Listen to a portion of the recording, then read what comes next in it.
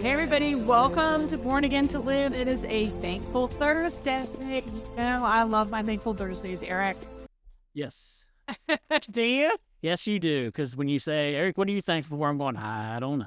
Well, it's overwhelming. I'm thankful for everything. So trying to even pinpoint down to like top 5 answers, sometimes it's difficult. But no, it's just fun to kind of take inventory. And I know we have a very busy recording day, and we're living in the past and the future and the present all at one time. So, but sometimes we just need to get grounded in our thankfulness for what God's doing. So what are you thankful for on this Thankful Thursday? I mean, I'm picking the topic of sleep.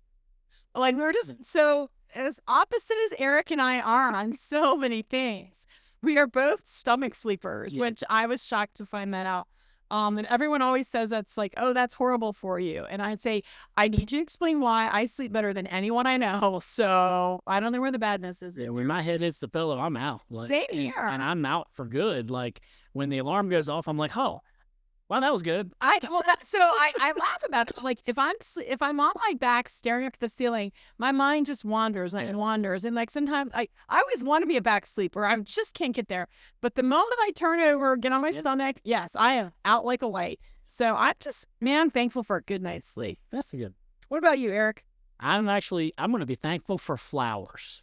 Okay. This is going to sound really weird, but the cause of my pain today, but okay. I used to hate flowers. Like, I didn't want them growing in my yard at all. I used to just grow herbs, and that's it. Okay. And I started just randomly planting flowers, like this one here and that one there. And what started it was actually Kipton. When he was younger, he liked flowers, and he was like, Dad, can we plant these?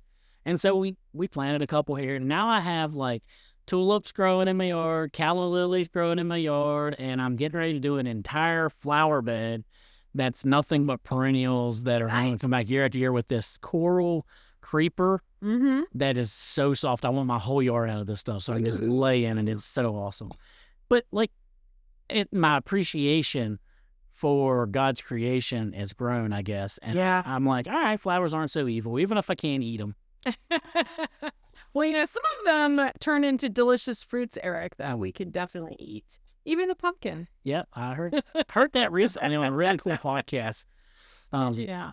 Oh, by the way, we're on Born Again to Live, and we have a Facebook page. Oh, yeah, we do have a Facebook page, Born Again to Live, the podcast.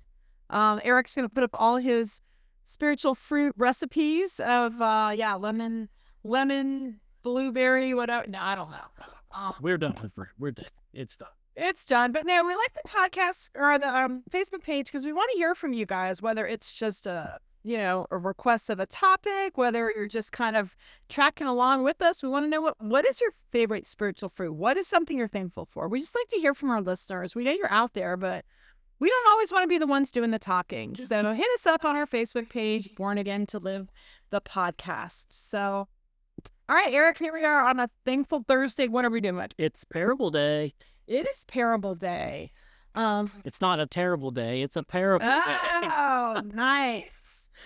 See, if we didn't have Blues Day Tuesday, we could do Terrible Parable Tuesday. I don't know. I'm always trying to, make alliterations. My English teacher would be so proud. Yeah. Okay. Mine's just glad I can read. Yeah. Was it Mike Funkhauser? Is that who your teacher was? He was for 2 of the 4 years in high school. So he has 2 English teachers, and you switch like 9th and 11th and 10th and 12th. Gotcha. Oh, yeah. Both of them are just happy I'm alive. Okay. Well, they didn't kill me. Maybe you could have them edit the podcast descriptions and stuff. Yeah. Actually, lately I haven't been bugging you about typos in the podcasting. I try to do better. You're doing great, Eric. We so appreciate it. All right. So we are doing today the parable. Well, they're kind of 2 that tie together, right? We're going to do the parable of the hidden treasure and of the pearl. So this is from Matthew chapter 13, and it's verses 44 to 45. And this is our Lord Jesus. This is Sermon on the Mount, right? I don't think so. Okay. Nevertheless, it's close. It's Jesus speaking. These are the words in red. It's important. It is very important. He says, the kingdom of heaven is like a treasure hidden in a field. When a man found it, he hid it again. And then in his joy went and sold all he had and bought that field. Again, the kingdom of heaven is like a merchant looking for fine pearls. When he found one of great value, he went away and sold everything he had and bought it. So in preparation and everything for this, because we actually do talk, and look, the first thing Amy and I do when we get to a parable is, what is he comparing to the kingdom of heaven? So if you read the first one, it says the kingdom of heaven, again, is like a great treasure hidden in the field. Yes. Which doesn't make sense because the next one, it is like the merchant. Right. So usually Jesus, his parables are making a person into the kingdom of heaven. Right, because he's talking about us. So it's always the person. Yeah, so he's trying to put a persona on this kingdom. But in the first one, it's really weird because he's putting a persona on an object. Yeah. And the reason would be that when you find the kingdom, you'll do anything to hold on to it. Yeah. Which is hide it and then sell everything you got to get it. I mean, that's just the general reaction to when someone truly encounters Jesus. Yes. They're not going to give it back. Yeah. Like, ever. Right. I mean, I know for me, like, I could be at gunpoint and be like, renounce Jesus. I'm pretty sure I'm not going to do it because it's so great on this side of things. Yes. So I think that's what this parable is talking about. Like, what would you give up to keep what you found? That's it. Well, and I think, too, what's interesting, because I jokingly said this to you, Eric, when we were kind of reading through it. I said, why would he hide it in someone else's field? Like, why not hide it in your own field, right? Because he had to then come back and buy that field. Like, at first I was like, wait, what?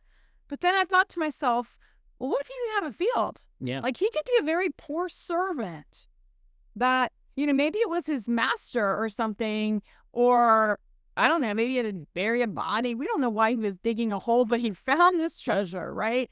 And so he hides it again in a field, and he does have to come back later and claim that field. He has to buy it just so he can get to that treasure that he has kept so guarded closely. But I don't know. I don't know if there's significance there that... You got my wheels turned. What if Jesus is also talking about Gentile versus Jew? What if he's talking about that the field is the Jews' field and the Gentiles found it, so it's not theirs. It's not their treasure. It's not their field. It's not for them to have, but they want it so bad they're going to buy that field. Because they knew it was there. Because they knew that was there and what it was and how valuable it was. Well, you're right, because when he finds the treasure and reburies it, he's basically giving back to the landowner what's rightfully his. Yeah, you can't steal, the Gentiles can't steal it from the Jews, but they can get the leftovers. Well, and it's obvious that the landowner at the time didn't know this treasure was there, because I don't think he would have kept it buried. Which was Israel. Israel didn't know what they had. Wow. And so the kingdom was taken from them because we were willing to buy it. We just unraveled this whole parable while the mic's rolling. This is seriously, like, I just had that epiphany of, like, when you talk about spiritual gifts, like, that was discernment. Like, right there, it literally was like, oh, there it is. Because that is the question I had. I'm like, I don't understand why he didn't just bury it in his own field, but he did just take it. Yeah. You can't take it because it wasn't his. He had to buy it to get it. Yeah. So that's really cool. Well, we just solved the whole parable of the hidden treasure right there. We did, but good on that name. You're smarter than we sound. But no, to your point though, like, yeah, it was the kingdom of heaven was promised to the Jews. And then, when Jesus was telling all these parables, even about the Pharisees and how, like, if you don't take what God has for you, I will give it to the Gentiles aren't getting it. Whether you're going to accept it now or not, it's coming for them. And, so it's, I don't know, like, just coming off of Holy Week and reading about all the things he said, like, it's just really neat to kind of stumble upon this this parable right now. It's like a really cool. You hide in a field that doesn't even belong to you. Yeah, just so you can buy it again. Yeah. I get it. But that Gentile knew the value. Yeah. That's really cool. So it's like the treasure, though. So we're seeking that treasure. Yeah. It's so valuable, you'll do anything to get it. Right. And yeah, I mean, you sold all that you had and bought that field. And, you know, the word that comes to mind, sacrifice, right? Like, what are you willing to give up? Like, what is holding you back? What do you need to do to get that treasure? And I know, like we just talked about humility, like what keeps people from coming to God is like something as simple as like, wow, my mom's been telling me I need to come to church my whole life and I just don't want her to be right. I mean, you know, it sounds so silly, but it's like, you're really going to let that keep you from God or the church hurt or whatever the thing is. Well, my husband doesn't like to go to church. So what? The kingdom of God is waiting for you. Like, you know, put your butterfly wings on and let's get going, people. So yeah, that's my impassioned plea to just, not wait. Go buy that field. So we move from the hidden treasure to the parable of great price. Yes. Again, he says the kingdom of heaven is like the merchant. Yes. Seeking beautiful pearls. So I guess that would be the merchant's God. Correct? And he's seeking pearls, which would be us. And when he finds a pearl, he'll do anything to get it, to hold on to it. Yeah. Which is he gave son, Jesus, for us so that he could get us into the kingdom. And that's how I break that one down. That's God going out and saying, I'll sell everything to get that pearl. Yes. Yeah, I would give my only son just to have you. And it is that whole, I'm the one, right? The lost sheep. He will do whatever it takes. He will leave his 99 sheep. He will, you know, climb down into that ravine. He'll risk getting eaten by, you know, tigers and lions and bears and falling to his death. He'll risk anything to get us. Yeah. The song I listened to by Mike Powell, I think it was played it on Saturday.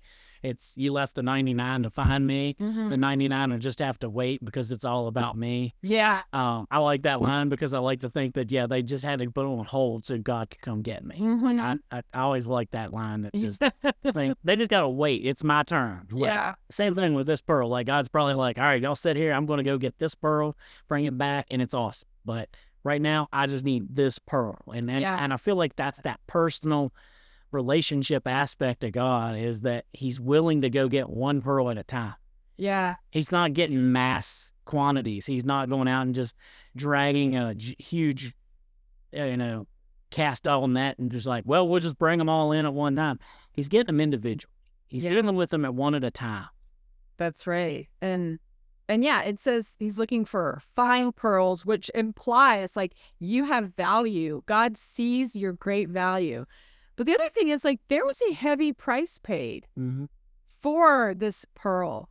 And so on the other side of this transaction, Eric, like, if I'm that valuable, then, you know, is my job just to sit around in a jewelry box or in a treasure chest? Or like, no, like, you know, I was bought at a very high price. You know, God wanted me. I'm of value to him. So now I got to kind of live up to that value. I need to live up to what he did for me, that price that he paid for me. You know, I don't want to be like, end up being some cheap fake plastic pearl from Claire's, right? Like I need to step into that greatness that God believes me to be and do his will. And that, you know, again, that is all the stuff that we talk about. It is doing the will of the King. It is loving one another. It is following Jesus. It is telling people about Jesus. So this is the perfect born again scripture in a way. Like, we're not born again to just sit around as a beautiful pearl. Like, he bought us for everything he had. Let's thank him for that. Yeah. Oh, so if you're reading parables and you're digging into these parables like we are now, a lot of times you have to read them and read them and read them and look at how it's put together. Like that first one, still blows my mind that we come through it like we did. But you have to see what he's comparing it to. Yeah. Because that's how Jesus had to speak at those times, was all about in relationship. Again, it's like the kingdom of heaven is. Mm-hmm. And when he said that, I imagine he would say it's the kingdom of heaven is like a hidden treasure. And they're like, wait, is that all? Yeah. And he would probably pause and wait a minute, let him sink in that he's talking about the treasure. And then he would go on to say what the treasure was doing. Mm-hmm. And that's what we kind of have to, when you dig into these, you have to unfold them slowly, not rapidly. You can't just read it and be like, well, that's easy. The kingdom of heaven's really cool. What? Yeah. What's he trying to tell you? Yeah. That it's got great value. You have great value. So he'll give up everything for you. Mm-hmm. And I don't know. I love these parables. I love Jesus talking in parables. Yeah. And I love the idea that that's how he had to speak so that they would understand it. Yeah. And I think until we kind of really unravel this one, Eric, I feel like when you're reading those two together, because they're right in order, I think at first you think, okay, these both mean the same thing. He's just saying them in two different ways. But they're not. Like he said, it is one about us finding what God has for us. And then when he says, again, the kingdom of heaven, he is flipping the script. Yeah. He's saying it is worth everything for you to want the kingdom of heaven. And you are worth everything for the kingdom of heaven to want you. Yeah. And so, yeah, I think I learned something new today, Eric. Yeah, both people were in salvation. Both people win. You win and God wins. Yeah. And the reward is priceless. So, hope this was knowledgeable for everyone. This was because they were really good for me and Amy. You know what? This is not a terrible. Terrible. All right. Well, tomorrow's Friday. I can't wait. Can't wait for Friday. We have a pretty cool topic, I think. It's going to be different anyway. It sure is. Well, thanks for joining us today, guys, and we hope to see you tomorrow. All right. See you guys.